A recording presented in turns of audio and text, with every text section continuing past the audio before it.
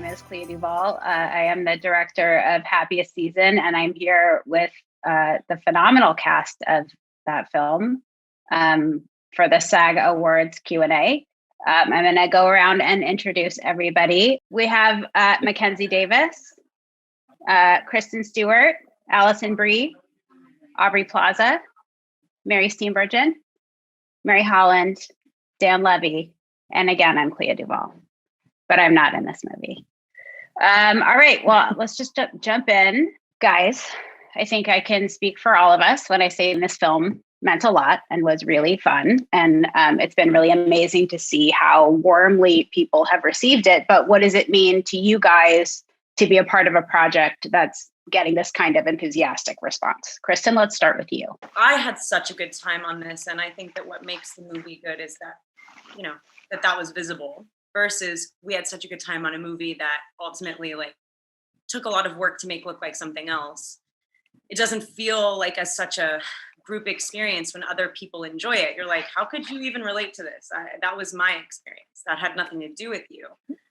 So in this case, because I had such a nice time on this movie, and I'm so proud of everyone, and I loved them so much. I feel like all of a sudden, people are in my living room, and it feels good. It's really nice. Yeah. I had a blast shooting this movie, and the response to it is it's delightful. It's honestly, it was the right time for this movie. We needed this. This year has been so weird, and I think everyone, it was a big exhale when it came out. The fact that it was the first gay Christmas rom-com mainstream movie, it's about time. And it all kind of came together in a really great way. It's just been so moving to see that kind of response, because we knew when we were making it, we were having such a great time with it, and we were laughing so much. And it's such a funny movie, but it also has such an impact, and it's been really cool to see that.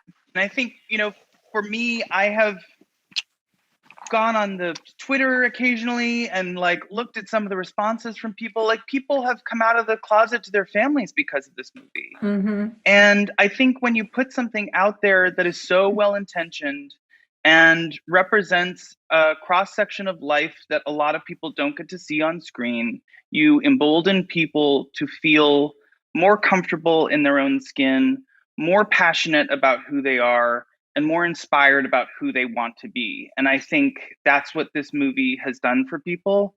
And that's certainly what lured me into this whole beautiful thing in the first place. And what I think has just been so beautifully executed kind of as it was made and then as it was put out to people. So I think to be a part of something that, whether it was intentional or not, has changed conversations in people's lives and shifted culture in a really special way. That's it for me. So much of the time when, LGBTQIA plus characters are featured in films, it feels like that person is sort of an anomaly existing in a straight world. But in the real world, queer people surround themselves with other queer people. And this story challenges that model because there are, it features the dynamics of 4 queer people in Abby, Harper, Riley, and John. Can you talk about what that was like? And do you feel like that changed the dynamic on set at all?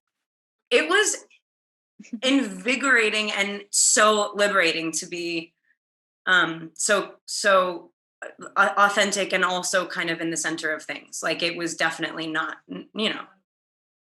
typical, and it was so nice. So that is a great answer. Aren't you glad that I didn't let Allison talk? And that was I'm also glad. I'm also glad about it. But Allison, I do have a question for you. Okay.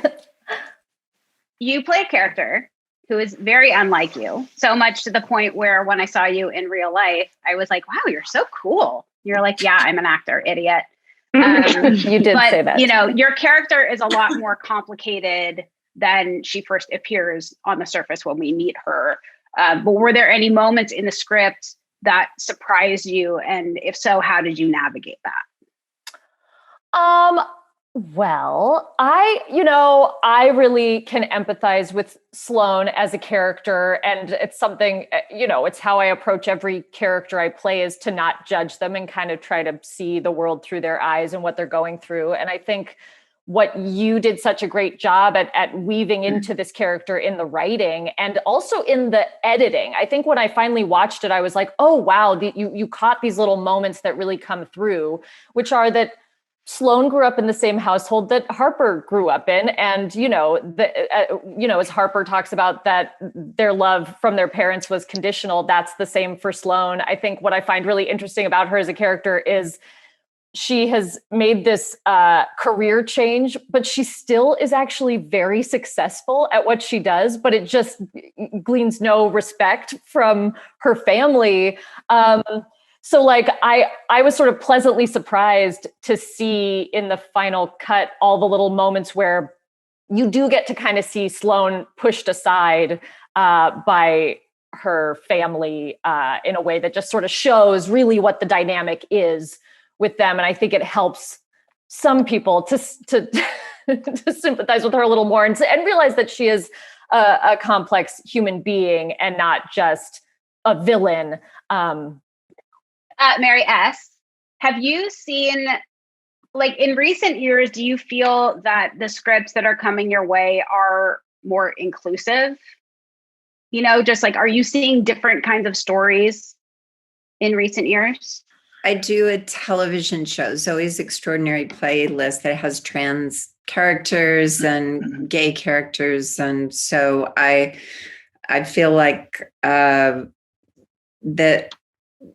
that's the other thing I've been working on. So in that sense, I do feel like there's improvement, but I don't think the thing that was so beautiful about this, and Kristen said it perfectly, but from the point of view of the so-called straight actors, that it was for us a relief too, because we have worked with friends that are gay that are playing straight and know that that's not the most optimum fun way always to, not that it can't occur, but it's not necessarily the most fun thing for them, or to be to just have a character that really explores more fully who they are. And so I think for all of us on this set, regardless of who you love, we all were so in love with each other. The fact that there was such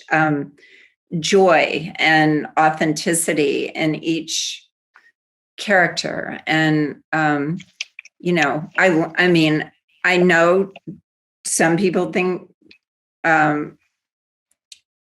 probably ill of my character, but I loved her so much. And I can imagine, I can think about her in a million different situations, and it just makes me smile. And I haven't answered your question, and by now I've forgotten it. No, that's fine. I think what you said is so beautiful and better than I don't remember the question either. So thank you. Dan, you have some of the funniest moments of the film. But you also have one of the most emotional scenes. Can you talk about how you struck the balance? Was that challenging? Well, no, because I think what I liked about this character and who he represented to Abby in the movie was that he was someone who was going to be a pillar of support in a way that a lot of my closest gay friends who I consider to be family have been for me. And I think when you go through something, when you are a queer person, those friends become family in very formative ways, because you're going through an experience that is not necessarily what everyone else is going through. And so for me, it was really important to ground their relationship in that kind of familiarity that I have with close friends in my life who have played really formative and helpful roles as I have navigated my path. And those are the most colorful characters in my life. And yet at the same time, they do know when to draw the line between when to have fun and when to be the person who's going to lift the spirits in the room, and when to actually acknowledge that there is something substantial to be said. And those are also the people that don't let you get away with that much as well. So I think the minute that I like Kristen and I met, I sort of had an idea of who this person was, but I really wanted it to feel the kind of spontaneity of what Kristen was doing, so that I could kind of counteract as like almost the opposite to Abby. He is like this person that's like constantly sort of bubbling around, talking about, I don't even know what we were talking about when we went into that ring store, but something about Ultra Suede. I don't know what that Ultra Suede. To me, this is a character that it's a character that I know, and it's a character that I have. It's someone that I have in my life. So it was very easy to know when to ride that line. And the dialogue was lovely, and you just gave me such wonderful things to say. Mary H., you play the character of Jane. What was your favorite improvised line that either did or did not make it into the film? Line or moment? I feel like the scenes that we filmed where we were all in the kitchen were so much fun. I think we had so much fun. All the women in the family and Kristen being there and sort of like witnessing this incredibly tense moment. I think I love that we had so many scenes in the kitchen, because kitchens with families during the holidays, it's such a hectic place. And I thought that Clea, you did such a great job of capturing that kind of like the little bickering, the tiny little fights, or little like moments of people being annoyed. And one of my favorites was when in the cookie decorating scene, had so much fun trying to help Allison, and she didn't want the help. And then also trying to help Mary. And then the moment, I feel like Tipper and Jane just had a really special dynamic where Amazing. Tipper just truly didn't understand. She just doesn't understand Jane. And so there were so many takes that we would do of that scene where I would like try to ice the cookies when they just came out of the oven, and Mary would be like, you can't, they're too hot. You can't ice them right now. It will melt, Jane. Like all these great moments with That is Mary. true. That is true. How is that wrong on my part? I mean, it's common. To be sense. perfectly honest, I was thinking the same thing. Yeah. It's never straight out of the You oven. should be able Thank to, you, I Jen. guess, Second. Yeah. where I come from, from my point of view, you should be able to ice a cookie whenever you want. Not at all.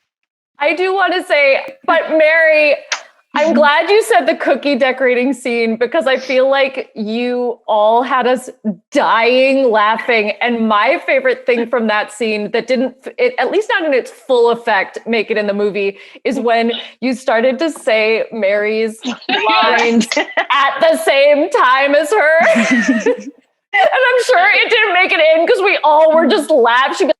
We need to take, and you're the photo, and we all were like, 4 o'clock. Yeah, that was fun. It was so fun to really be in Jane's shoes as she was desperately trying to help Tipper and anybody else around her. So yeah, that was a fun moment. Aubrey, Yes. your character is quite popular. I don't know if you're aware. What went through your mind when you were reading the script and preparing to play Riley? And did you think that you would get this kind of response from audiences? And why? Why did you do it? Come at me, bro. I just honestly, it was so exciting for me to play a character that was mentally stable. I honestly think that that's mostly the reaction. I think people just aren't used to seeing me play a character that is that doesn't have addiction problems and that is just mentally like cool. I think that mostly in the past my whole life I just usually play very low status characters that are that have mental problems. So I've just been in that zone for a while, and I think that people are they just weren't ready for just the normal me. Yeah. Because I honestly felt like, yes, Riley was a doctor and I was very excited to play a doctor. I'm sad that I didn't get to like have a scene where I was in scrubs or whatever, but there was just there were a lot of things about the character that I was just that I was very excited about, because I was like, I'm not crazy, I'm normal, and they're the crazy ones. I can't wait to do it. What have I done? I killed her. That's not what I meant at all, but I love that that's what you thought it would be. It's like after you wash your hands. Yeah.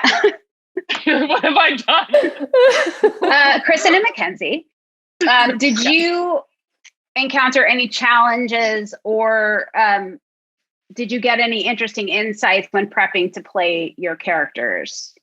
Well, I learned so much from your costuming process, and how specific you were about who Abby needed to be. Okay.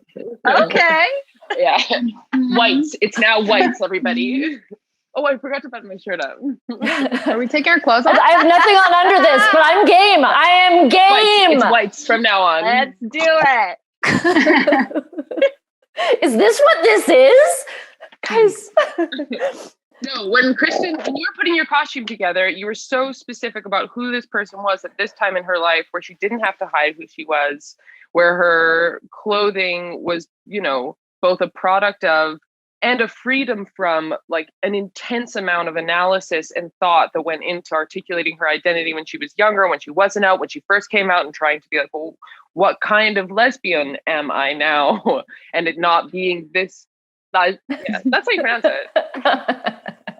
That's all over the internet. But yeah, just like a level of sensitivity and thought that I wasn't aware of, before we started making the movie together, about what this experience would be like, being thrust back into a closet, or just having to like compromise at all on how out you are, when the like full embrace of being out is such a huge monumental achievement over, the development of your life and your identity. Mackenzie, that was something that was really tough. Just you saying that made me think about when we were trying to figure out your costumes and your character, because it's so, we only meet you as you are for one script day. And then it's like the entire rest of the movie is just this altered version that's like, it was really hard. It was hard. I like loved the idea that I, went home and each day slowly became like more a facsimile of Tipper, in dress and makeup and hair. And I just thought it was like brilliant until Riley's first day, and she showed up in the sexiest fucking dress and boots I've ever seen at the party. And I was like, it's a lace, no sleeve, high neck. Yeah. There's no way to prepare for it. I saw the clothes on the rack before Aubrey got there and before her fitting. And I was like, oh, we'll see. And then I saw the photos and I was like, what, how is this happening? You go back home and you think you can do, like when you feel called out by a person, that speaks to the way the character is written, where your character is. And also the fact that you're both present and honest, cool actors. Like, it's really good that you felt that way. You're embarrassed. Yeah. You're like, oh, fuck. Yeah. It was. I did feel embarrassed. But luckily nobody noticed that. If there were to be a sequel, what storyline, like where would you want your characters to go? I want to be in surgery. I want someone's life pending on me. Losing him. I want to save someone's life. Is that too much to ask? Okay. I would like to not suddenly become nice to everyone. I'd like to keep up what I've started, and I would like to be the world's most annoying pride mother. Like, take it way too far. Oh, I love that. Like, I liked you better when you didn't realize I was gay. Yeah. And it's all about Harper organizing Pittsburgh or her town's pride parade, and she's in charge of it all. And it's too much. I like it. I would love it if Jane went on The Bachelorette. I think that would be great. I think that'd be great. For me, I envision in the sequel that Abby or Harper is pregnant, and then Sloane gets to channel her energy, Father of the Bride 2 style, into like now she's a good, sort of along the lines of what Mary was saying, where like now she is a better sister, but now her psycho energy is kind of like into like micromanaging their pregnancy and making everything perfect, and she's gonna like be their doula. And so, yeah. Couldn't have asked for a better, more special group of people. And I love you all so much. We love you. And that's, I love you all too. I really love you all so much. much. I know. Guys. I really fall a lot. And Mary Holland. And all of you for your beautiful performances. I love the movie so much. okay, well, thank you guys so much for being a part of this Q&A, and thank you to everyone, all you SAG members for watching. If you haven't seen the film Happiest Season, it is on Hulu right now. Go watch it if you would like. All these people are phenomenal in it, and thank you everybody for your time today.